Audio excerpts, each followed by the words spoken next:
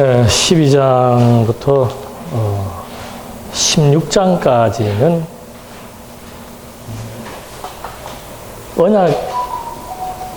언약을 통해서 이제 예수의 그 정체성을 보여주는데,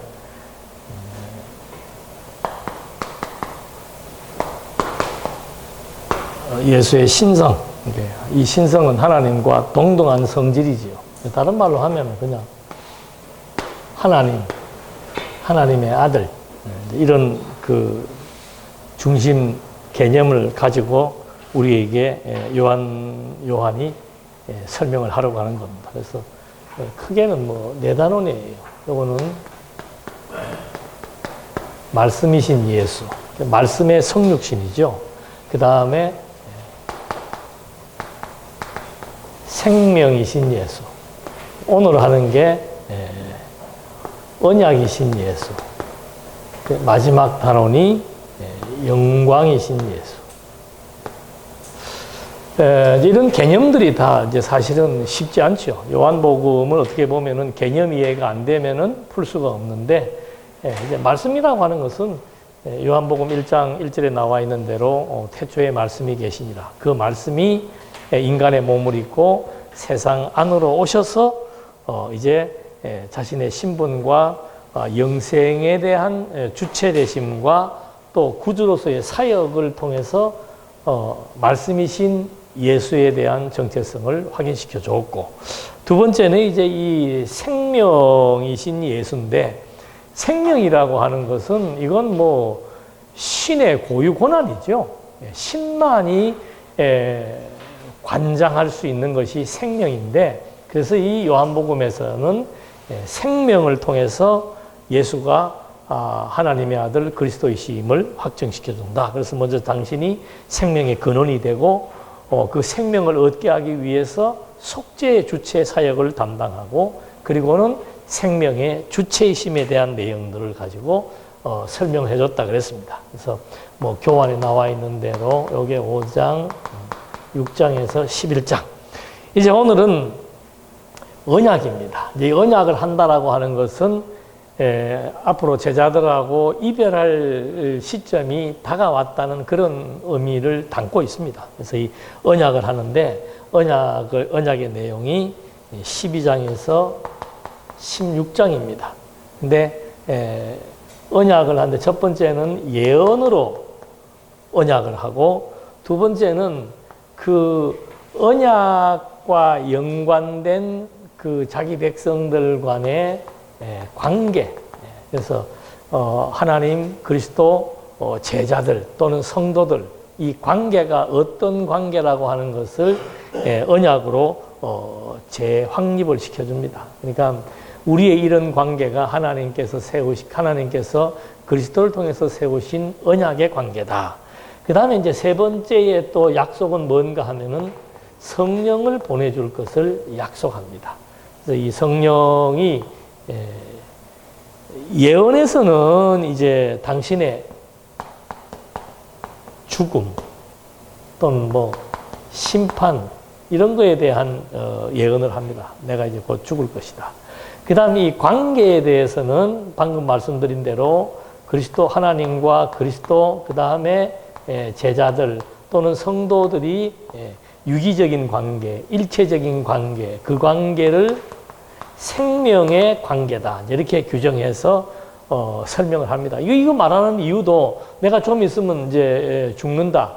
그리고 부활해서 나는 이제 천상으로 가면은 지상에서의 너희들이 생존해서 사역을 할 텐데, 내가 없어도 우리의 이 생명의 관계는 끊을래야 끊을 수 없는 정말 하나님과 그리스도 그리고 너희 이 세 관계는 일체적인 관계다. 그래서 항상 제가 강의할 때마다 그림을 그리는 게 이거예요.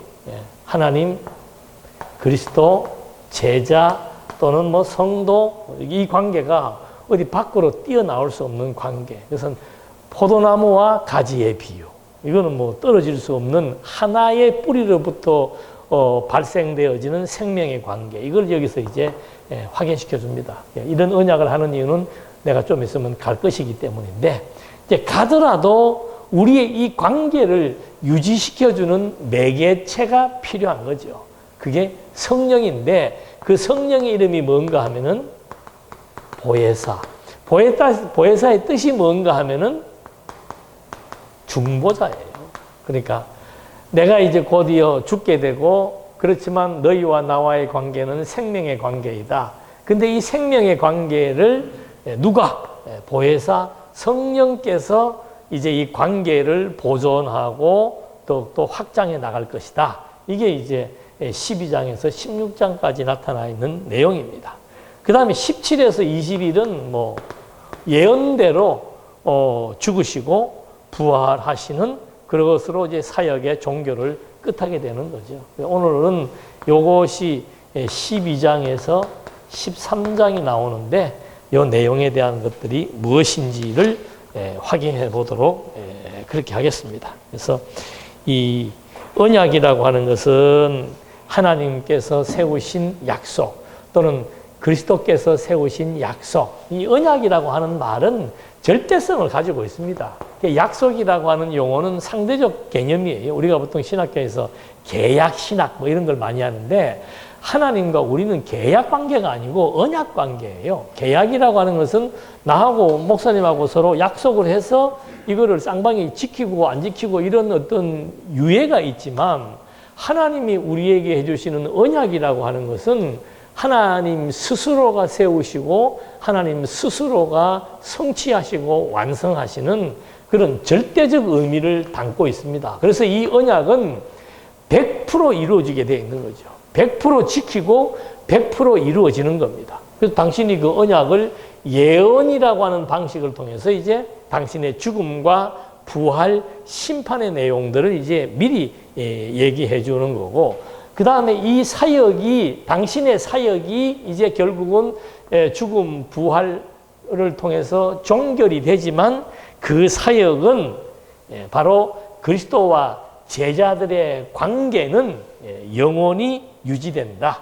영원히 존속한다.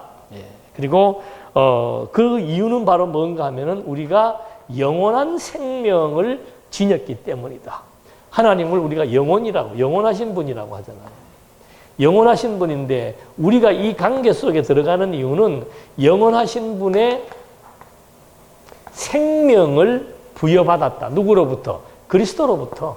그래서 우리가 이 영원한 생명으로 영원히 생존한다라고 하는 그런 개념이 요한복음에서의 주된 개념으로 정리가 되죠. 그래서 이 관계, 영원한 생명의 관계를 끊임없이 유지시켜주는 것이 이제 보혜사 성령의 역할이다.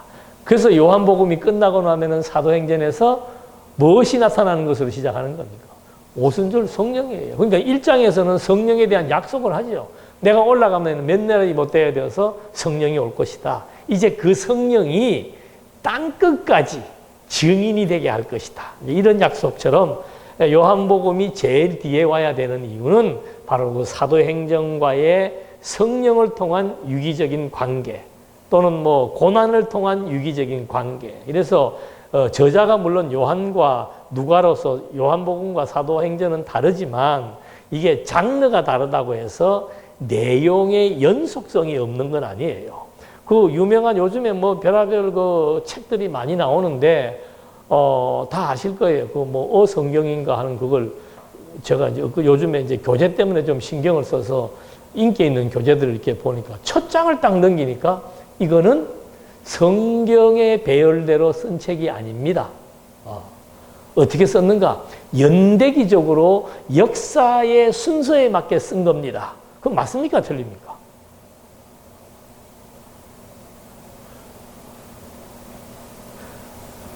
그건 비성경이에요.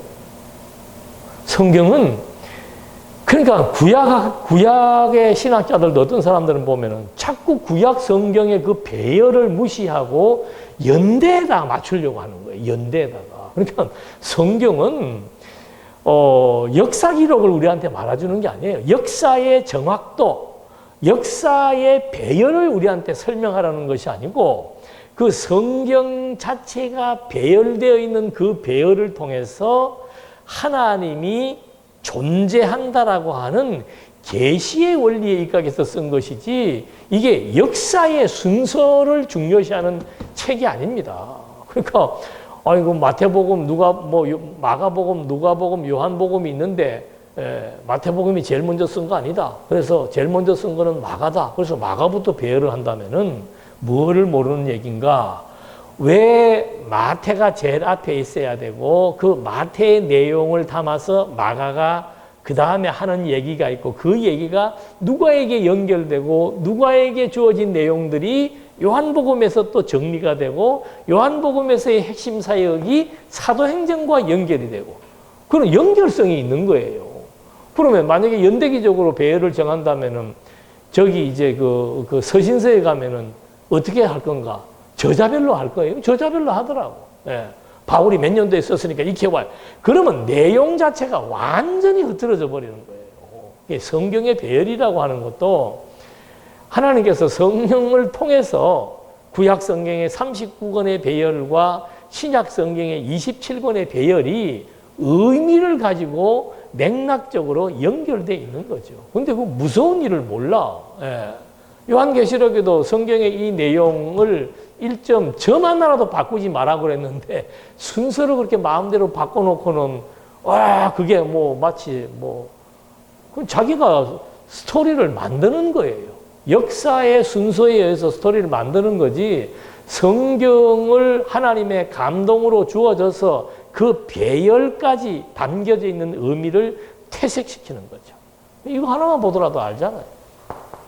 마태복음도 마찬가지고, 마태가 훨씬 뒤에 썼지만은 마태복음의 1장 1절이 구약과의 연결성을 가지고 있기 때문에 거기에 마태복음이 신약의 폭문을 열지 않는다면은 신약 자체가 균형감을 잃어버리게 되는 거죠. 신약 성경의 근거가 어디에 있는 건가? 예수님은 왜 오셨는가? 그게 전부 구약의 뿌리에 의해서, 구약적 근거에 의해서, 구약의 언약에 의해서 오셨다는 이 중요한 부분들을 흐트러뜨리게 되면은 성경에 대한 신빙성, 성경에 대한 완전성 이런 것들이 다 사라지게 되는 중요한 의미가 있습니다. 그래서 이 언약이라고 하는 것은 그런 맥락 속에서 아주 중요한 부분들이 있죠. 그래서 오늘 학교에서 12장, 13장까지의 내용인데 이것도 참 보면 너무 재밌게 연결이 되어 있습니다. 여러분들이 설교 준비하는 것도 쉬워요. 어떻게 하는가? 오늘 내가 마태복음 12장을, 물론 주제 설교하는 분은 다르겠습니다만은 강해 설교를 하시는 분들은 마태복음 12장을 해야 되겠다. 저는 설교 준비를 보통 언제 하는가 하면은 월요일 날 해요. 주일 날 강의를 했잖아요.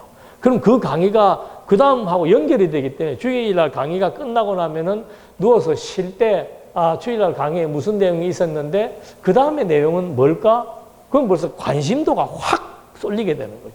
그리고 이거 일일이 성경도 나중에 읽지만 먼저 내가 하는 거는 12장에 대한 구분이에요. 이렇게.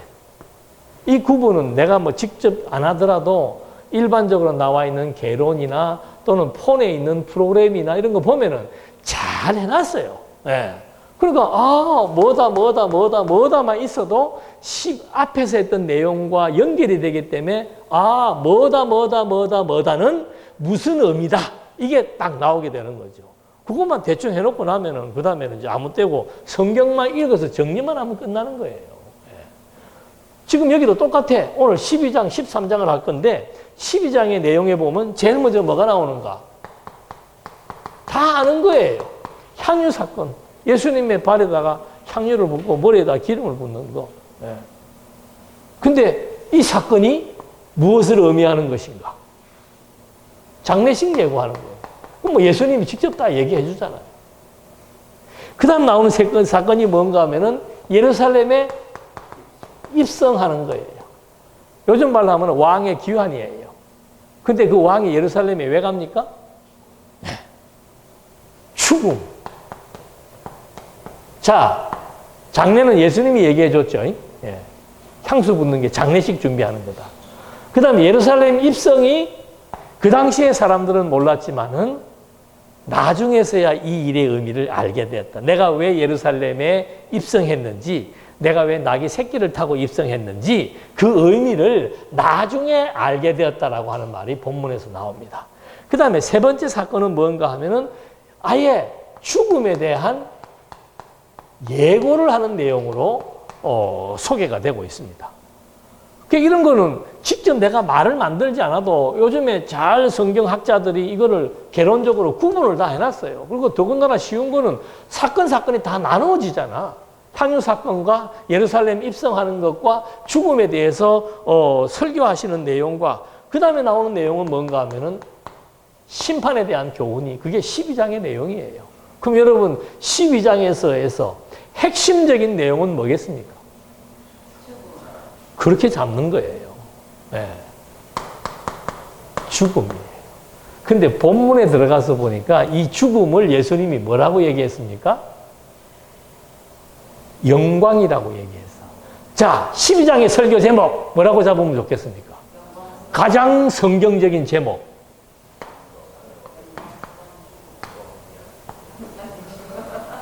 요 두 개 단어만 들어가면 돼. 뭐 중간에 영광스럽다든지 뭘 그거는 알아서 하는데 12장에는 전부 죽음에 대한 얘기가 나와 있고 그 죽음을 여기에서 무엇이라? 영광이라고 얘기했다. 그러면 벌써 제목 나오잖아요. 12장은 영광의 죽음이다. 그러면 왜 예수님은 당신의 죽음을 영광이라고 표현했는가? 첫째. 두 번째, 이 영광에 대한 뜻은 도대체 뭔가? 이런 것들이 이제 정리되면은 왜 예수님이 향유, 입성, 죽음을 영광으로, 영광의 죽음, 그 다음에 심판, 이런 것들에 대해서 무엇을 말하려고 했는지가 정확하게 포착이 되죠. 그 다음에 13장으로 넘어오면 또 이게 연결되는 내용이에요. 심판은 배척자들이죠.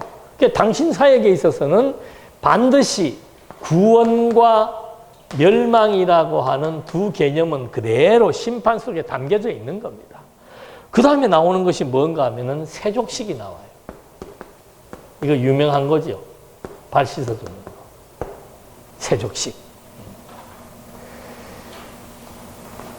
세족식이 언제 베풀어지는가 하면은 성찬식 전에 베풀어집니다. 그러니까 세족식과 성찬식은 연관이 있겠죠. 근데 이 세족식의 의미는 과연 뭔가? 이게 이제 본문에서 확인돼야 되는 겁니다. 자, 여러분, 우리가 지금까지 계속 예수님은 무슨 얘기를 했습니까? 죽음에 대한 얘기를 했습니다.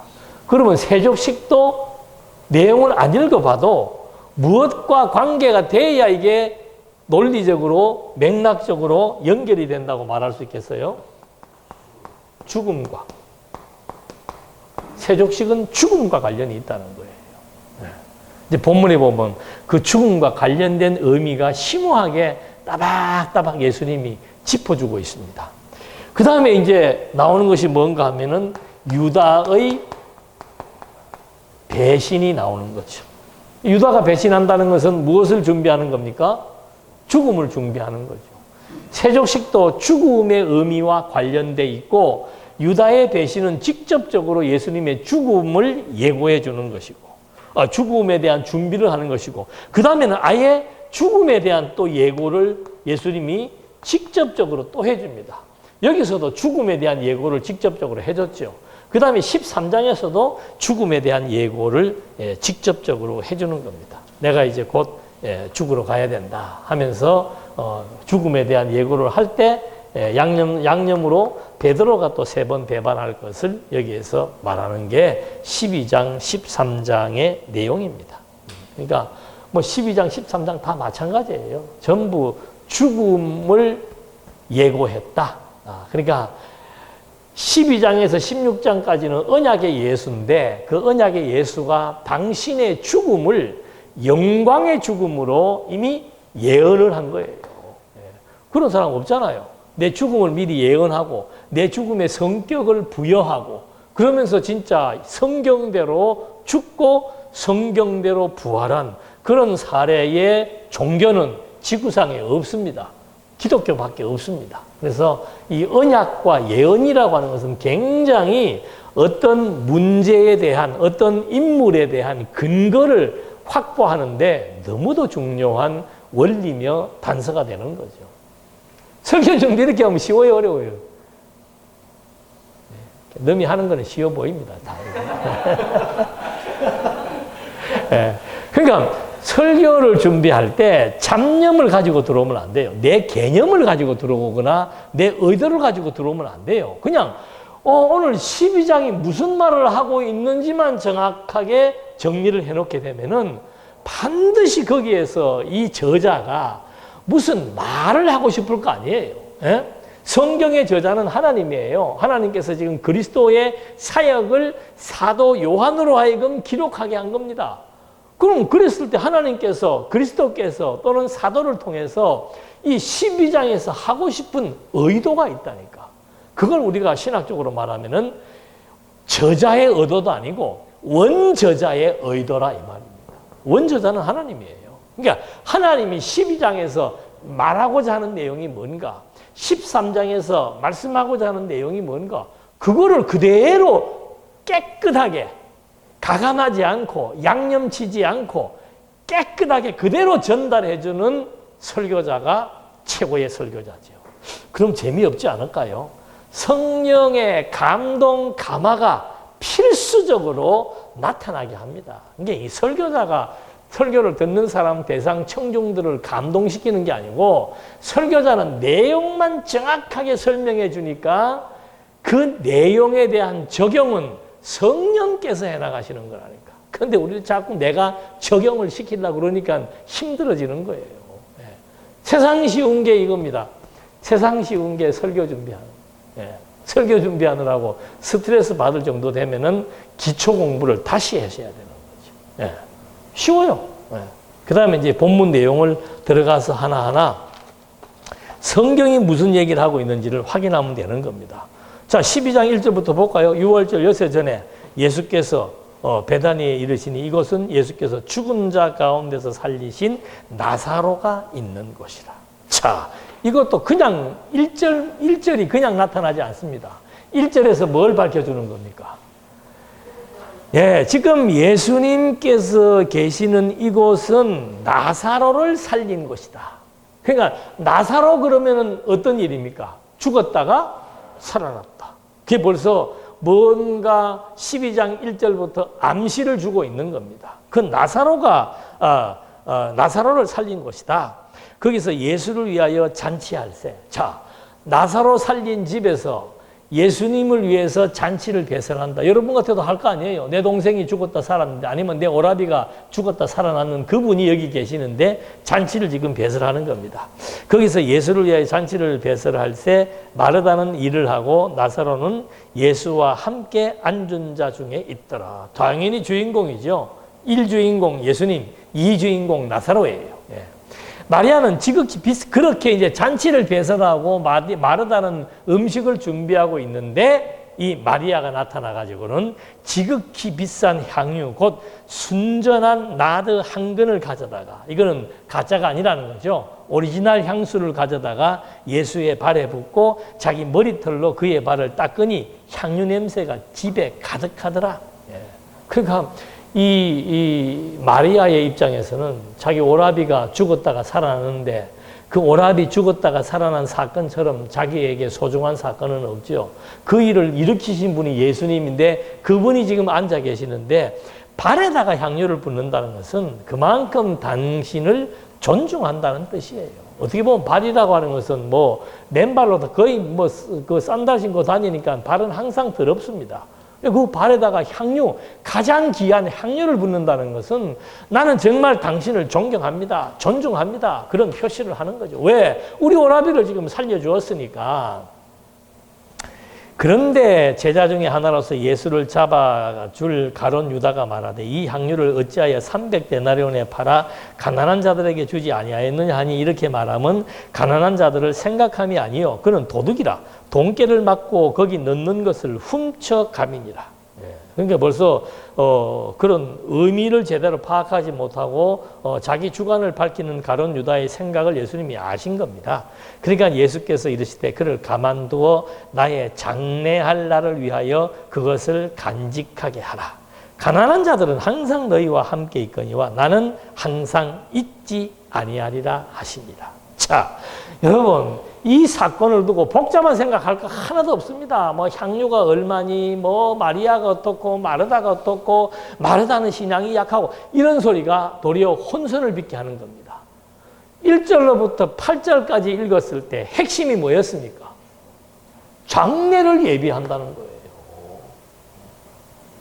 이것이 무슨 의미인지는 이것만 읽고 의미 부여도 할 수 있지만 계속 읽어나가면은 진짜로 그 의미가 계속 증폭되게 돼 있고 거기에서 강조점이 부각될 수 있다는 겁니다. 자, 1절에서 8절까지 나사로와 함께 있었다는 것은 벌써 당신의 죽음과 부활을 상징하고 있는 겁니다. 나사로는. 그런데 이 누이가 와서 예수님의 발에다가 향유를 부으니까 그 정말 감사의 향유를 부으니까 예수님은 그걸 가지고 도리어 나를 장례를 준비한다. 물론 시신에게 향례를 붓는 그런 장례 의식이 있죠. 그것으로 예수님은 비유해서 향유 사건을 당신의 죽음을 예비하는 것으로 말하고 있는 겁니다. 자, 이런 사건이 있은 다음에 9절에 유대인들의 큰 무리가 예수께서 여기 계신 줄 알고 오니 이는 예수만 보기 위함이 아니요 죽은 자 가운데서 살리신 나사로도 보려 하니라. 그러니까 얼마나 그 당시에 충격적인 사건이겠습니까? 이렇게 사람들이 막 몰려다니는데 예수님도 예수님이지만 죽었다 살아났다는 나사로도 만져보고 싶고 막 그게 지금 막 중요한 관심 대상이 되는 거예요. 근데 왜 그렇게 했는가? 10절 대제사장들이 나사로까지 죽이려고 모의하니 나사로 때문에 많은 유대인이 가서 예수를 믿었기 때문이다 라고 말하고 있는 겁니다. 그러니까 이제 처음에 죽음에 대한 얘기가 나오는데 첫 번째 향유 사건을 통해서는 예수의 장례를 준비하고 두 번째 나사로와 함께 계시는데 사람들이 모여드니까 그 나사로가 죽었다고 살아나는 그 표적은 유대인들의 개종을 촉발한 겁니다. 그 사건으로 많은 유대인들이 믿기 시작한 거죠. 그렇게 해서 백성이 동요하니까 도리어 예수를 배척하고 죽이려는 세력들은 나사로까지 죽이려고 하는 살해 모의를 확장하는 그런 내용들이 이제 11절까지 소개가 된 거죠. 그러니까 달라요. 죽었다가 살아난 나사로를 놓고도 한쪽에서는 나사로까지 잡아 죽이려고 하는 세력이 있는가 하면은 한쪽에서는 그 사건이 믿어지니까 정말 예수가 하나님의 아들 그리스도이심을 믿고 찬양하는 내용으로 이제 상황이 딱 양분되게 됩니다. 그런 상황의 뒤에 그 이튿날, 지금 계속 6월절 며칠 전부터 시작해서 사건이 연속적으로 진행되고 있습니다. 그 이튿날에는 명절에 온 무리가 예수께서 예루살렘으로 오신다는 것을 듣고 종려나무 가지를 가지고 맞으러 나가 외치되 호산나 찬송하리로다 주의 이름으로 오시는 이 곧 이스라엘의 왕이시여 하더라. 그러니까 많은 무리들이 이제 벌써 이 나사로의 사건을 통해서 예수가 하나님의 아들이시며 만왕의 왕이라고 하는 사실에 대한 확신을 가지고 있는 무리들이 예수님이 예루살렘에 오신다는 걸 듣고 이제 미리 마중 나가가지고 왕에게 호칭하는 호산나라고 하는 찬송을 하는 내용들이 소개가 된 겁니다. 그런데 재밌는 것은 14절에 예수는 한 어린 나귀를 보고 타시니 이는 기록된 바 시온 따라 두려워하지 말라. 보라 너희 왕이 나귀 새끼를 타고 오신다 함과 같더라. 제자들은 처음에 이 일을 깨닫지 못하였다가 예수께서 영광을 얻으신 후에야 이것이 예수께 대하여 기록된 것임과 사람들이 예수께 이같이 한 것이 생각났더라. 나사로를 무덤에서 불러내어 죽은 자 가운데서 살리실 때 함께 있던 무리가 증언한지라. 이에 무리가 예수를 맞으면 이 표적 행하심을 들었음이라. 바리새인들이 서로 말하되 볼지어다 너희 하는 일이 쓸데없다. 보라 온 세상이 그를 따르도다 하니라. 이게 바리새인들은 군중들을 계속 폄하하면서 군중을 폄하하는 것은 예수가 누구인지를 폄하하는 것과 같은 얘기죠. 그러니까 예수님께서 지금 이제 어린 나귀를 타고 예루살렘에 입성하는 이것이 스가랴 9장 9절의 예언을 그대로 성취한 겁니다. 그러니까 지금 많은 사람들은 예수님의 입성을 왕의 입성이라고 평가하는데 그 왕의 입성이 맞다는 사실을 예수님은 나귀의 스가랴 9장 9절의 예언대로 나귀의 새끼를 타고 입성하심으로 말미암아 왕이 예루살렘에 입성했다는 것을 증명해주고 있는 겁니다. 그러면서 무덤에서 살리신 나사렛의 이적의 증인들이 이제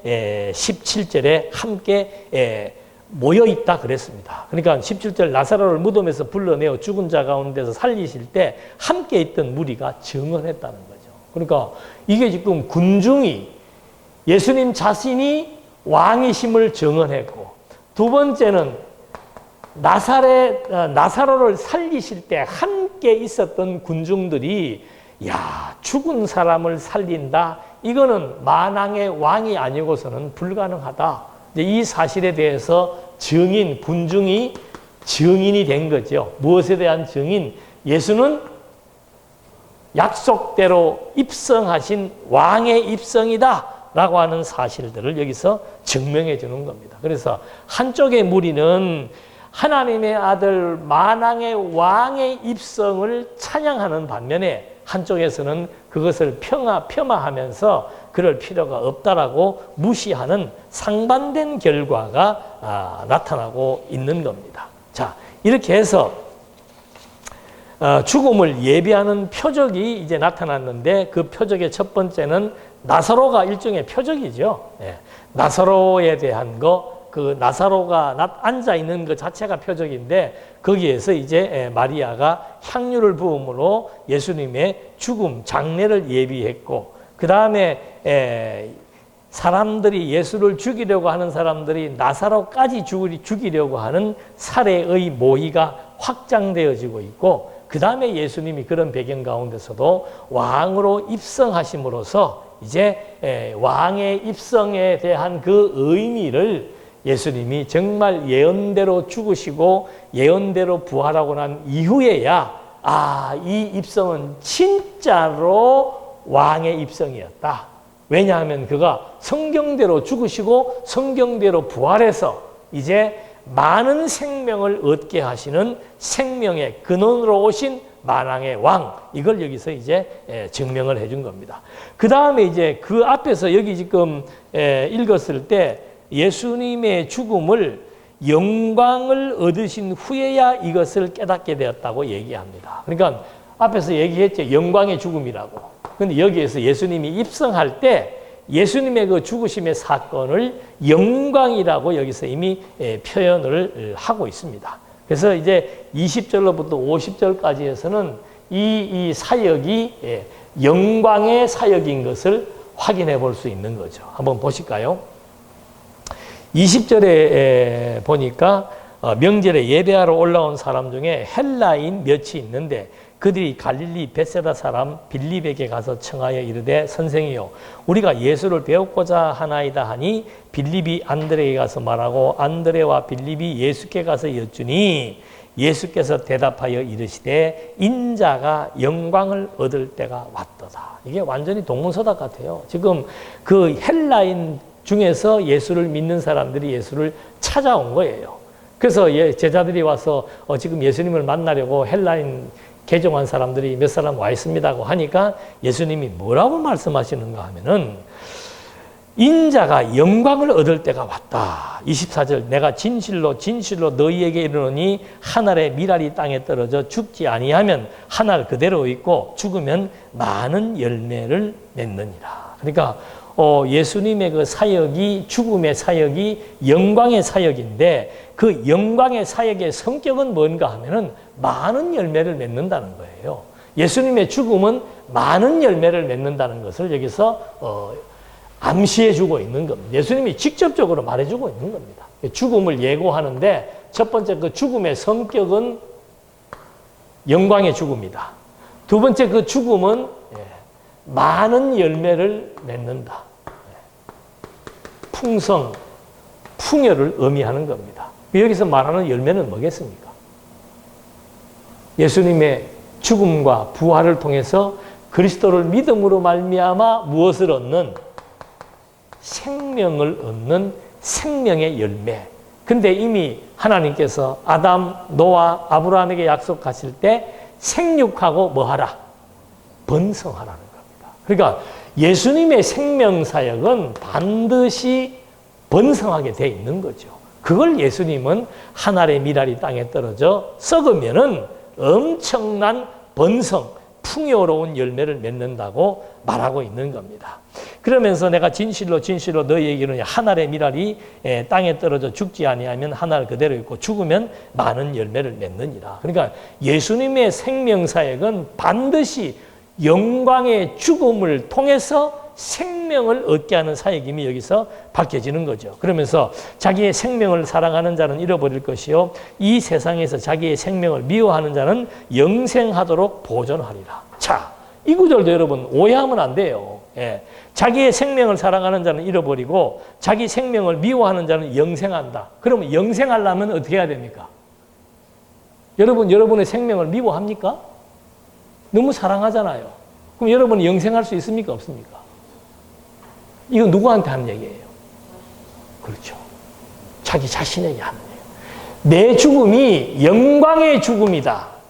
그것은 많은 생명을 얻게 한다. 어떻게 얻게 하는가?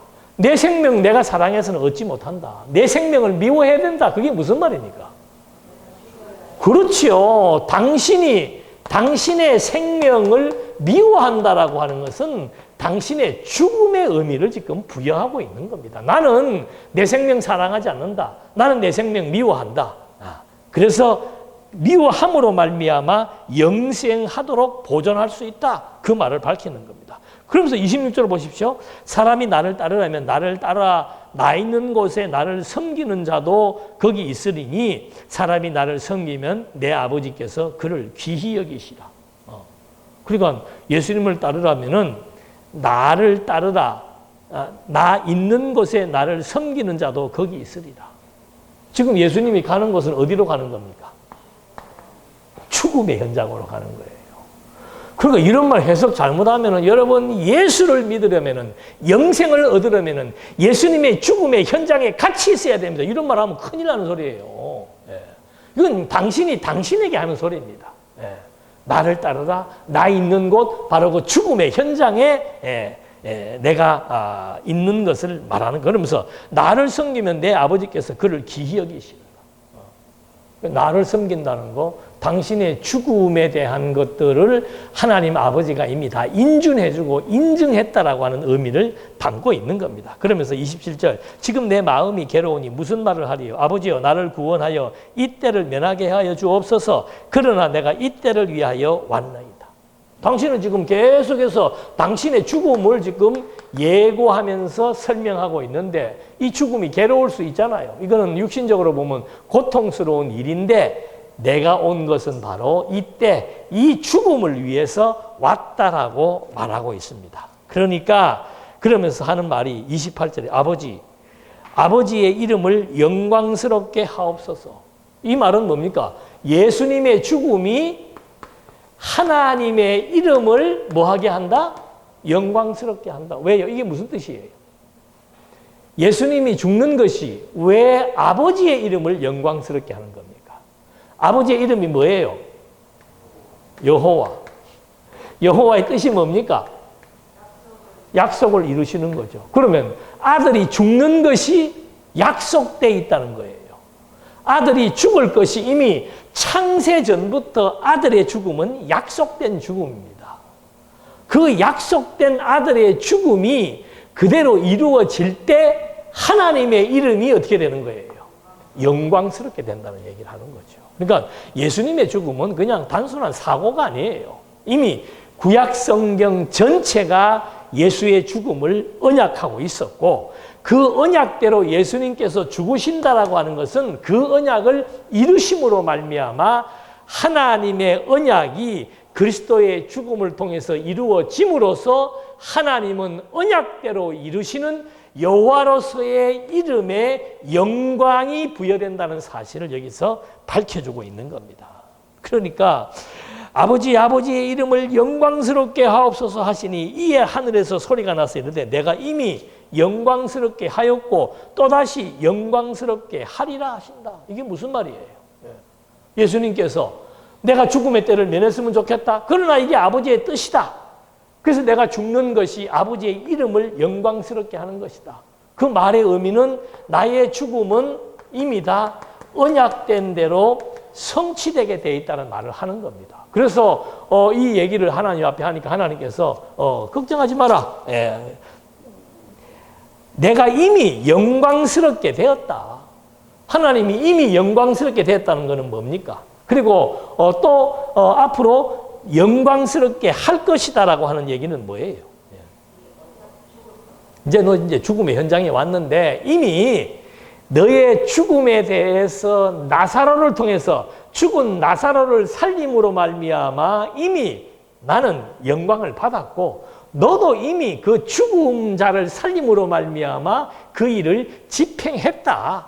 그게 이제 이미 이루어진 겁니다. 그러면서 또다시 영광스럽게 하리라. 이제는 진짜로 네가 언약대로 십자가에서 죽고 부활할 것이다. 그게 이제 남아있다고 얘기를 하는 겁니다. 그러니까 곁에 서서 들은 무리는 천둥이 울었다고도 하고 어떤 이들은 천사가 그에게 말하였다고도 하니 예수께서 대답하여 이르시되 이 소리가 난 것은 나를 위한 것이 아니요 너희를 위한 것이다. 그게 무슨 뜻이에요? 그 소리는 소리 자체가 중요한 게 아니고 지금 그 소리 속에 담겨져 있었던 예수님과 하나님과의 대화 내용을 말하는 거예요. 그 대화 내용은 나를 위한 것이 아니고 너희를 위한 것이다. 만약에 소리가 중요하다면 들어야 될 거 아니에요. 근데 그 사람들은 못 들어요. 근데 그 내용을 예수님은 알고 있는 거예요. 그 내용이 뭔가? 그 내용은 나를 위한 게 아니고 너희를 위한 것이다. 그 내용은 뭐예요? 내가 십자가에 죽고 부활함으로 말미암아 너희들에게 영원한 생명이 주어질 것이다. 그걸 지금 여기서 같이 담고 하는 얘기예요. 그러면서 하시는 말씀이 이제 이 세상에 대한 심판이 이르렀으니 이 세상의 임금이 쫓겨나리라. 이 세상의 임금은 누굽니까? 역사적으로는 그 시대 왕이지만 실제적인 임금은 누구예요? 사단이에요. 사단. 이 세상을 장악하고 있는 사단 권세가 이제 심판을 통해서 반드시 제거될 것이다. 내가 땅에서 들리면 모든 사람을 내게로 이끌겠노라 하시니 땅에서 들린다는 게 뭡니까? 실제로 십자가에 매달리는 게 땅에서 들리는 거예요. 그러니까 의미적으로는 내가 진짜 십자가에서 죽는다는 뜻이죠. 그러면서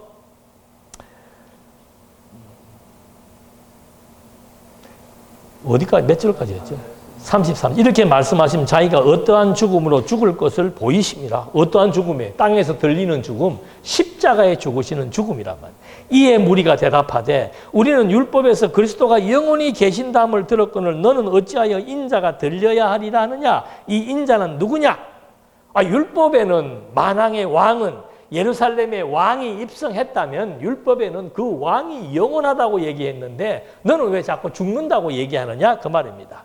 예수께서 이르시되 아직 잠시 동안 빛이 너희 중에 있으니 빛이 있을 동안에 다녀 어둠에 붙잡히지 않게 하라. 어둠에 다니는 자는 그 가는 곳을 알지 못하느니라. 너희에게 아직 빛이 있을 동안에 빛을 믿으라. 그리하면 빛의 아들이 되리라. 자, 지금 구약의 율법에는 왕은 영원히 왕위는 영원히 존재한다고 얘기했는데 너는 왜 죽는다고 얘기했냐? 이 말을 그 사람들이 물은 거죠. 그러니까 그 구약에 나와 있는 그 내용 그대로입니다. 구약에서 사무엘하 7장 13절에 보면은 나라의 왕위가 영원하다고 얘기한 거예요. 그런데 사실은 예수님의 죽음은 죽음으로 끝나는 게 아니잖아요. 죽음에서 부활하사 하나님 나라인 교회를 세우시고 보혜사 성령을 통해서 이 피조 세계의 모든 영역을 다스려 나가실 진정한 통치자이기 때문에 이 지금 예수님께서 죽으신다라고 하는 것을 공박하는 바리새인들의 질문은 그 의미를 모르고 하는 것이죠. 율법에서 그리스도가 영원히 계신다고 했다. 그건 뭐 다윗 나라의 영원을 약속했는데 그 나라의 영원함이라고 하는 것은 뭐 다니엘서에도 나와 있지만 하나님이 한 나라를 세우는데 그 나라가 영원할 것이라고 약속하고 있습니다. 다니엘서 2장에 보면은 그런 것처럼 지금 예수님과 바리새인들의 보는 관점이 지금 다른 겁니다. 그러면서 빛이 있을 동안에 믿으라고 권고를 하고 있는 거죠. 자, 오늘 중요한 것은 뭔가 하면 이 영광에 대한 개념이에요. 예수의 죽으심이 왜 영광인가? 라고 하는 것에 대한 개념이죠. 첫 번째, 예수의 죽음이 왜 영광인가? 사역적 관점에서 봤을 때 예수님의 죽음은 어떤 의미를 담고 있습니까? 첫째는 정죄를 받으시고, 정죄를 통해서 죄를 속죄해 주시고, 그 속죄가 대속의 의미를 담고 있고, 그 정죄, 속죄, 대속을 통해서 예수님은 구속의 사역을 완수하시는 거란 말입니다.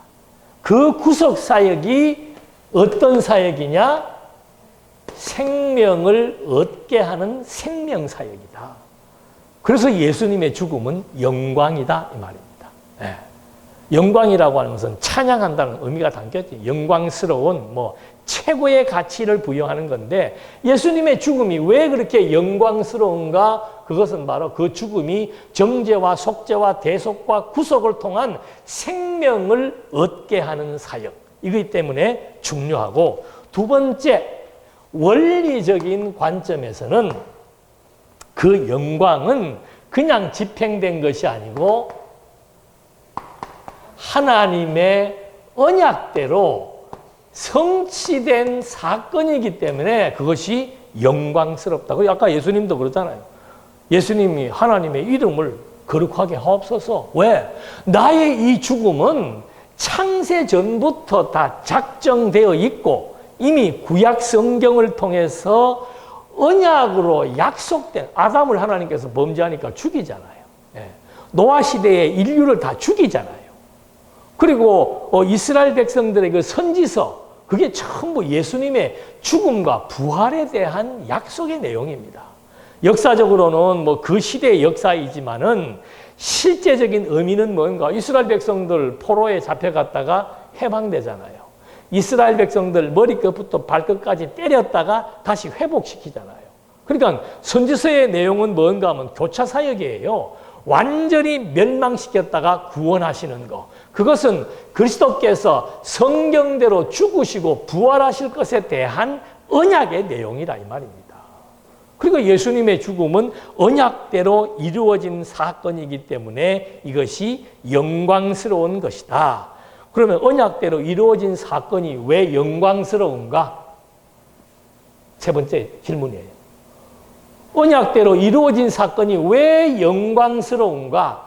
이 사건을 통해서 무엇을 볼 수 있기 때문에. 그렇죠. 그게 존재 확증이에요. 하나님께서 이런 모든 사역을 하는 근본적인 목적은 뭔가 하면은 나의 존재를 지금 계시해 주는 거라 이 말입니다. 하나님의 살아계심을 우리에게 알려주는 원리가 뭔가? 그게 약속하시고 이루시는 거예요. 그래서 구약 성경은 전부 하나님의 언약입니다. 신약 성경은 전부 하나님의 성취 역사로 전개된 내용이 신약 성경이에요. 그래서 언약과 성취의 이런 원리에 의한 성경을 확인해 보니까는 정말로 하나님은 살아 존재하신다. 지금도 하나님은 살아 존재하신다. 어떠한 분으로? 두 번째가 속성이죠. 언약을 이룬다라고 하는 것은 능력이 없으면 언약을 이룰 수가 없습니다. 그래서 시편에 시가서에 제일 먼저 나오는 욥기서가 뭔가 하면 하나님의 전능하신 말하는 거예요. 하나님이 창조하시고 언약을 세우시잖아요. 그 이유는 뭔가? 창조는 전능성, 능력을 표현하는 겁니다. 엘로힘, 와, 만물을 창조하신다, 생명을 창조하신다. 그런 분이 뭐를 세우셨다? 언약을 세우셨다 이 말입니다. 그래서 그 언약은 정말로 믿을 만하다. 그러니까 이 언약대로 이루어서 하나님의 존재가 확정되었는데 그 하나님은 어떠한 분인가 보니까는 정말로 전능하시다. 왜? 언약대로 이루시니까. 우리는 누구하고 약속을 해도 내가 능력이 없으면 약속을 지키지 못하잖아요. 이 세상 사람들 중에서 말한 대로 약속 지키며 사는 사람은 한 사람도 없습니다. 딱 한 분, 누구? 능력자, 창조주로서의 능력을 가지고 계신 하나님만이 언약대로 이루실 수가 있다. 그러니까 그분은 뭐하다? 믿을 만한 거예요. 언약대로 이루어지는 예수의 죽음과 부활이 언약대로 이루어진 성취 사역인 걸 확인하게 되니까 야, 죽음에서 부활하는 능력, 약속대로 죽으시고 약속대로 부활하시는 그러한 그 신실함, 믿지 않을래야 믿지 않을 수가 없는 거죠. 그리고 약속대로 죽으시고 약속대로 부활하심으로 말미암아 모든 생명을 주관하시는 통치자. 메시아는 통치자예요. 그 통치 중에서 가장 중요한 통치는 뭔가? 생명을 지배하고 다스려 나가는 거죠. 그래서 이런 주관, 언약대로 죽으시고 성취하심으로 말미암아 나타나는 그런 통치자, 주관자, 생명의 주관자, 또 죽음에서 부활하사 많은 사람들에게 무엇이 가장 가치로운가? 생명이 가장 가치롭지요. 전도서 기자는 이걸 갖다가 해 위의 세계와 해 아래의 세계를 나누어서 여기가 진정한 가치가 있는 곳이다. 하나님의 나라를 약속한 겁니다. 결국은 이 생명이라고 하는 것도 생명의 가치는 하나님 나라의 가치죠. 거듭나고 중생한 생명체들은 전부 천국 백성으로서 천국의 삶을 살게 돼 있기 때문에 그들의 가장 궁극적 목표는 천국이 되는 겁니다. 그리고 예수님이 죽음에서 부활하사 생명을 얻게 하시는 사랑의 궁극점을 우리에게 확인시켜 준 거예요. 그래서 이 언약대로 성경대로 죽고 성경대로 부활하는 이것이 하나님의 뜻이며 하나님의 영광입니다라고 하는 얘기를 했을 때는 도대체 그 예수님의 죽으심과 부활하심이 어떤 사역이기 때문에 그것이 하나님께 영광이 되고 우리에게도 영광이 되느냐 하는 것을 지금 말해주고 있는 거죠. 그 다음에 그 원리가 언약대로 이루시는 성경 계시의 원리를 통해서 하나님은 이러한 속성을 지니고 계시다는 사실을 알게 되니까 하나님의 은혜의 영광을 찬양하게 되는 거예요. 그래서 이걸 우리는 영광 계시라 그러고 이 계시를 인식한 거듭나고 중생한 생명체들이 인식한 하나님에 대한 태도가 뭔가? 영광을 찬양하는 거라 이 말입니다. 그러니까 하나님의 영광 찬양하려면은 창세기부터 계시록까지 전개된 하나님의 존재를 확증해야 되고 그 원리를 통해서 하나님이 어떠한 분이신 것을 확인하게 되면은 그 다음에는 영광을 찬양할 수밖에 없죠. 하나님이 전능하시면 우리는 어떻게 해요? 무능하잖아요. 네. 뭘 무능한 인간에게 영광을 돌리고 무능한 인간을 의지하겠습니까? 그러니까 삶의 태도가 달라지는 거야. 사람을 보는 관점이 달라지고 이 사람은 내가 의지할 대상이 아니고 이 사람은 어떤 대상이다? 그냥 사랑하는 대상이에요. 그러니까 사람을 의지하고 의지한다는 것은 기대가 또 따라오는 겁니다. 의지하고 기대하고 하다가 상처받는 이것이 불신앙적인 태도예요. 하나님의 속성이 발견되면은 의지할 대상은 하나님밖에 없다. 정말 믿을 만한 대상은 하나님밖에 없다. 네. 그리고 하나님께서 만사를 주관하고 다스려 나간다는 사실에 대한 확신이 있으면은 어떤 어려움과 위기가 닥쳐와도 그것 때문에 죽는다 산다 하면서 좌절하고 실망하지 않는다 이 말입니다. 하나님이 만사를 주관해요. 아니 코로나가 오면 이게 뭐 지구 끝까지 갑니까? 예? 종말 때까지 코로나가 반드시 해결돼야 될 시점이 있습니다. 시작할 때가 있으면은 마칠 때가 있습니다. 예. 만날 때가 있으면 헤어질 때가 있고 때가 있는 것처럼 지금 모든 상황에 대한 주관은 하나님이 해 나가시는 거예요. 그걸 알면 되죠. 왜? 예. 하나님만 의지하게 하시려고. 예. 왜? 이 세상을 바꿀 수도 없고 모든 것 하나 우리는 마음대로 할 수 있는 그런 능력이 없단 말입니다. 그래서 우리 인생의 목표가 하나님을 경외하며 살아간다라고 하는 말이 그런 하나님에 대한 인식의 결과로 나타나는 거예요. 그 하나님을 경외하는데 그분이 끊임없이 우리들로 하여금 경외하게 하기 위해서 나를 어떻게 해요? 끝까지 변함없이 한결같이 함께 하시며 사랑해 주신다는 것. 그래서 성도가 하나님 앞에 찬양이 나오는 거죠. 그러니까 성경을 강론한다는 것은 성경을 통해서 어디를 하든지 간에 하나님의 영광이 드러나게 될 때 성도들은 또 그 영광을 증거하는 본인조차도 그 영광을 보게 됨으로써 은혜의 영광을 찬양하는 삶. 이것이 교회의 필요성입니다. 그래서 지금 이 영광이라고 하는 것에 대한 중요한 가치를 이제 한 번 더 확인을 해본 겁니다.